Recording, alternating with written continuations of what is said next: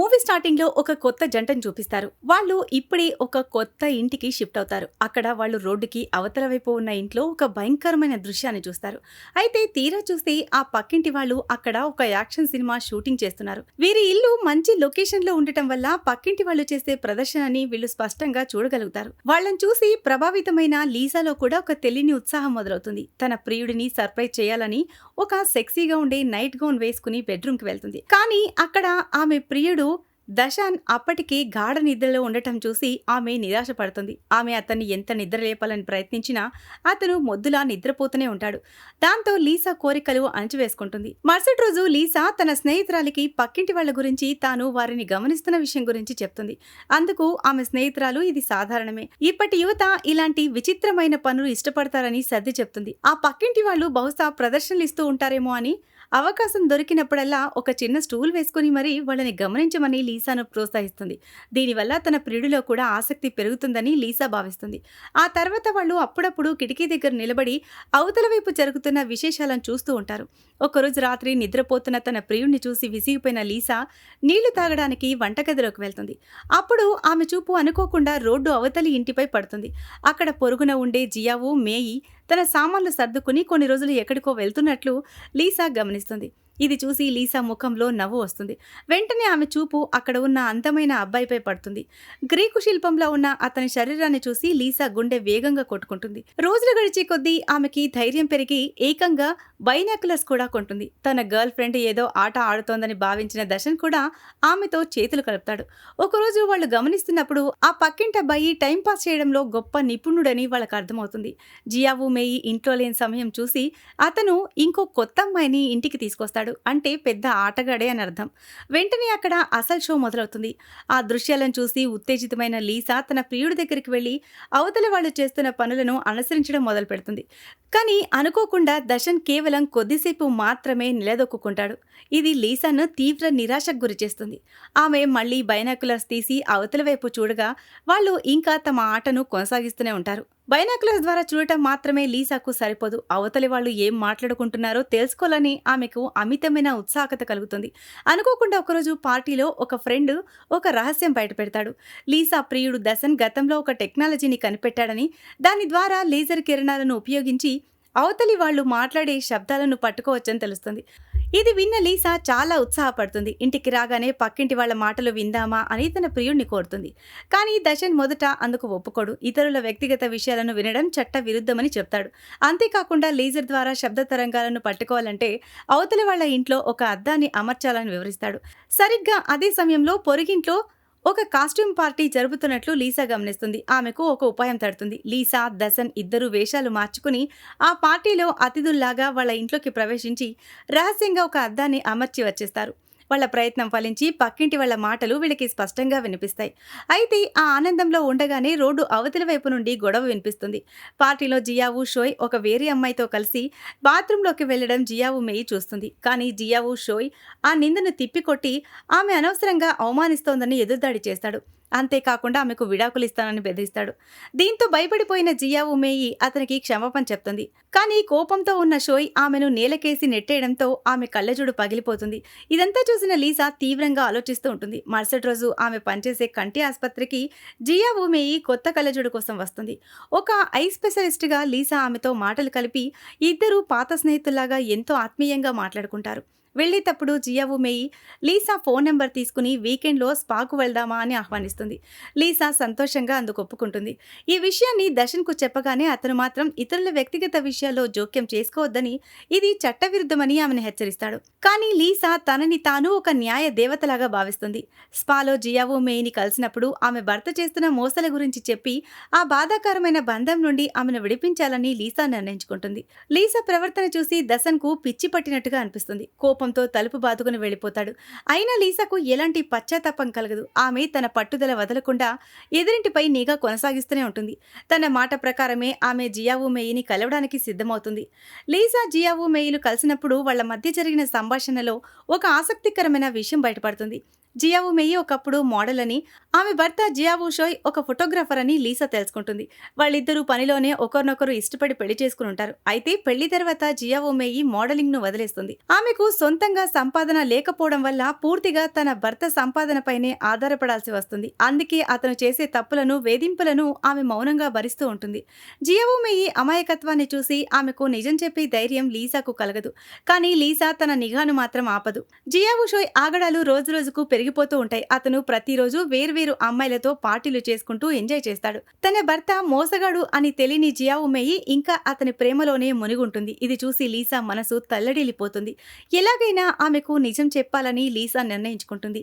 Jiao మేయి ఇంట్లో ఒక wireless printer ఉందని లీసాకు గుర్తొస్తుంది. వెంటనే తన కంప్యూటర్ ద్వారా ఆ ప్రింటర్ కు ఒక డాక్యుమెంట్ పంపిస్తుంది. అందులో జియావో షోయ్ చేస్తున్న మోసాల గురించి మొత్తం రాస్తుంది. అది చదివిన జియావో మేయి నమ్మడం లేదని గ్రహించిన లీసా మరొక క్లూ ఇస్తుంది. వాళ్ళ ఇంటి డస్ట్బిన్ లో ఆధారాలు ఉన్నాయని చెప్తుంది. అయోమయంలో ఉన్న జియావో మేయి డస్ట్బిన్ వెతకగా అక్కడ ఉపయోగించిన ఒక కాండం కనిపిస్తుంది. అది చూసి ఆమె పూర్తిగా కుప్పకూలిపోతుంది. అదే సమయంలో లీసా ప్రియుడు దసన్ అక్కడికి వస్తాడు. రోజంతా ఇతరుల జీవితాల్లోకి తొంగి చూస్తూ లీసాకు పిచ్చి పట్టిందని అతను ఆమెపై అరుస్తాడు. కానీ లీసాకు ఆ మాటలేమీ పట్టవు. ఎందుకంటే అవతల వాళ్ళ ఇంట్లో జియావో మేయి కోపంతో ఒక చాకు తీసుకుని బెడ్రూమ్ లో నిద్రపోతున్న తన భర్త వైపు వెళ్తూ ఉండటం లీసా గమనిస్తుంది.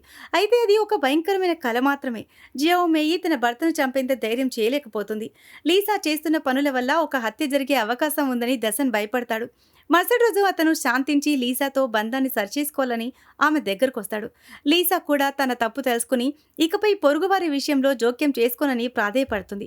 ఆమె పశ్చాత్తాపం చూసి దసన్ ఆమెను క్షమించి కౌగిలించుకుంటాడు. కానీ సరిగ్గా అప్పుడే లీసాకు ఒక భయంకరమైన దృశ్యం కనిపిస్తుంది. అవతలి ఇంట్లో జియావో మేయి రక్తపు మడుగులో పడుంటుంది.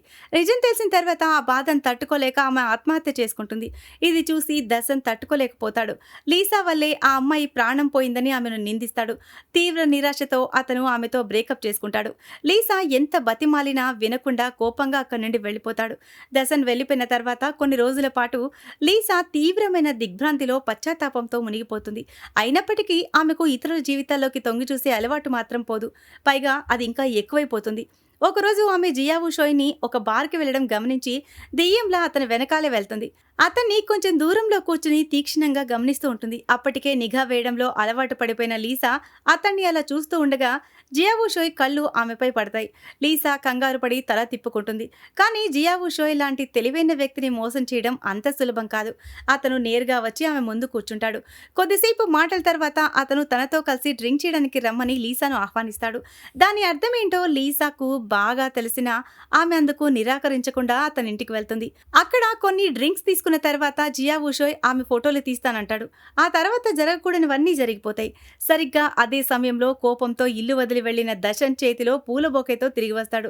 లీసాతో రాజీ పడాలని అతను అనుకుంటాడు. కానీ ఇంట్లో ఆమె లేకపోవడం చూసి నిరాశ పడతాడు. దాహం వేయడంతో ఫ్రిడ్జ్ నుండి వెజిటబుల్ జ్యూస్ తీసుకుని తాగుతాడు. కానీ అది పాడైపోయినట్లు అనిపించడంతో కిటికీ బయట పక్షుల కోసం ఉంచిన గిన్నెలో పోసేస్తాడు. అప్పుడే అతనికి ఎదురింట్లో ఏదో జరుగుతున్నట్లుగా అనిపిస్తుంది. వెంటనే అతను బైనాకులర్స్ తీసి చూస్తాడు. అక్కడ తన గర్ల్ ఫ్రెండ్ లీసా మరొకరితో ఉండటం చూసి అతను పూర్తిగా కుప్పకూలిపోతాడు.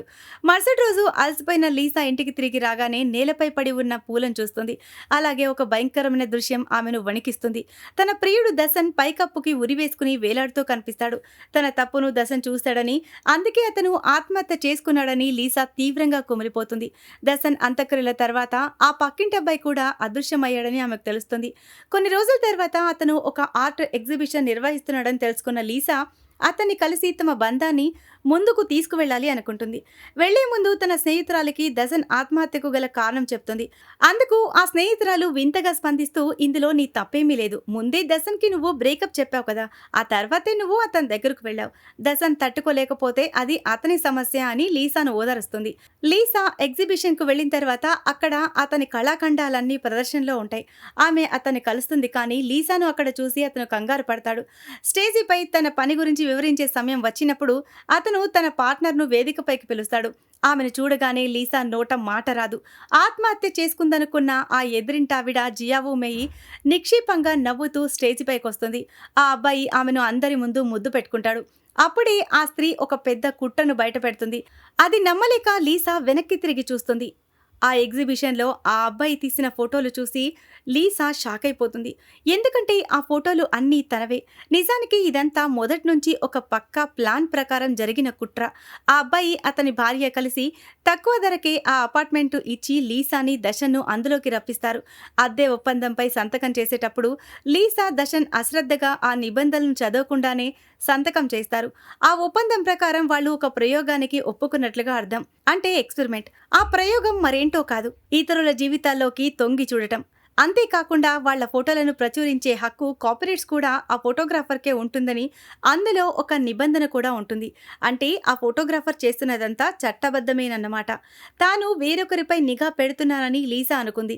కానీ ఎవరో తనపైనే నిఘా పెట్టారని తెలుసుకుని ఆమె అవమానంతో అక్కడి నుండి పారిపోతుంది. లీసా నేరుగా ఆ అబ్బాయి ఇంటికి వెళ్లి సోదా చేయగా అక్కడ ఒక రహస్య గది కనిపిస్తుంది. ఆ గదిలో తనవి, దర్శన్‌వి వందలాది ఫోటోలు, వాళ్ళ ఇంటివైపు గురిపెట్టి ఉన్న అనేక బైనాక్యులర్స్ చూసి ఆమెకు పిచ్చి పట్టినంత పనవుతుంది. తన వల్లే దర్శన్ ప్రాణాలు కోల్పోయాడని బాధపడుతూ ఇల్లు ఖాళీ చేయాలని నిర్ణయించుకుంటుంది. సామాన్లు సర్దుతూ ఉండగా కిటికీ బయట పక్షుల కోసం పెట్టిన గిన్నెలో పక్షులన్నీ చనిపోయి ఉండటం గమనిస్తుంది. దర్శన్ జ్యూస్‌ను ఇక్కడే పారబోసాడని ఆమెకు గుర్తుకొస్తుంది. వెంటనే ఆమెకు ఒక అనుమానం మొదలవుతుంది. దర్శన్ ఆత్మహత్య చేసుకోలేదని, ఎవరో అతన్ని చంపారని ఆమెకు అర్థమవుతుంది. అప్పుడే ఎదురింటి నుండి ఆ స్త్రీ ఆమెను చూసి వెటకారంగా చెయ్యి ఊపుతుంది. మరోవైపు ఆ ఫోటోగ్రాఫర్ జంట తమ ప్రదర్శన విజయవంతం కావడంతో ఒక ఇంటర్నేషనల్ ఫిల్మ్ ఫెస్టివల్లో ఇంటర్వ్యూలో పాల్గొని ఇంటికొస్తారు. ఇంటికి రాగానే అక్కడ ఫెస్టివల్ నుండి బహుమతిగా వచ్చినట్లు ఉన్న ఒక వైన్ బాటిల్ కనిపిస్తుంది. వాళ్ళు ఏమాత్రం ఆలోచించకుండా ఆ వైన్ తాగేస్తారు. వెంటనే వాళ్ళ ప్రింటర్ నుండి ఒక కాగితం బయటకొస్తుంది. దానిపై దర్శన్ ఆత్మహత్య చేసుకోలేదు, అతన్ని ఎవరో చంపారు అని రాసుంటుంది. అది చూసి వాళ్ళు భయంతో కిటికీలో నుంచి చూడగా పైన లీసా బైనాక్యులర్స్‌తో వాళ్ళని చూస్తూ కనిపిస్తుంది. వాళ్ళు ఆమెను పట్టుకోవడానికి లీసా పనిచేసే క్లినిక్‌కు వెళ్తారు. అక్కడ లీసా వాళ్ళని ఒక గదిలో బంధించి తన దగ్గర ఉన్న ఆధారాల గురించి మాట్లాడుతుంది. జియావో మేయి జ్యూస్‌లో విషం కలిపిందని, దర్శన్ చనిపోయాకే అది ఆత్మహత్యగా నమ్మించడానికి ఉరివేసిందని లీసా నిలదీస్తుంది. కానీ లీసా దగ్గర కేవలం అనుమానాలు తప్ప బలమైన సాక్ష్యాలు లేకపోవడంతో ఆ జంట నిజాన్ని నిరాకరిస్తుంది. ఈలోగా వాళ్ళు తాగిన వైన్ ప్రభావం వల్ల వాళ్ళకి స్పృహ తప్పుతుంది. ఎందుకంటే లీసా ఆ వైన్ బాటిల్లో నిద్రమాతలు కలుపుంటుంది. ఆ తర్వాత లీసా వాళ్ళని తన క్లినిక్లోని బెడ్లపై పడుకోబెట్టి ఒక యంత్రం సహాయంతో వాళ్ళ కనురెప్పలు కదలకుండా చేసి లేజర్ కిరణాలతో వాళ్ళ కళ్ళను నాశనం చేస్తుంది. 2 నెలల తర్వాత ఆ అపార్ట్మెంట్లోకి ఒక కొత్త జంట అద్దెకు వస్తుంది. వాళ్ళు కూడా కుతూహలంతో ఎదురింటి వైపు చూస్తారు. అక్కడ జియావో షోయ్, జియావో మేయి ఇప్పటికీ ఉంటారు. కానీ ఇప్పుడు వాళ్ళు పూర్తిగా గుడ్డివాళ్ళైపోతారు. తమ దురాశకు వాళ్ళు అనుభవించాల్సిన శిక్షను అనుభవిస్తారు. ఇక లీసా మాత్రం తన ప్రియుడిని కోల్పోయిన బాధలో ఆ జ్ఞాపకాలతోనే ఎప్పటికీ ఉండిపోతుంది. ఈ సీన్‌తోనే ఈ మూవీ ఎండ్ అవుతుంది. సో ఇది ఫ్రెండ్స్ ఇవాల్టి స్టోరీ. ఈ స్టోరీ గనుక మీకు నచ్చినట్లయితే మరికొన్ని ఇలాంటి ఇంట్రెస్టింగ్ స్టోరీస్ కోసం ఛానల్‌ని సబ్స్క్రైబ్ చేయండి. Thanks for watching.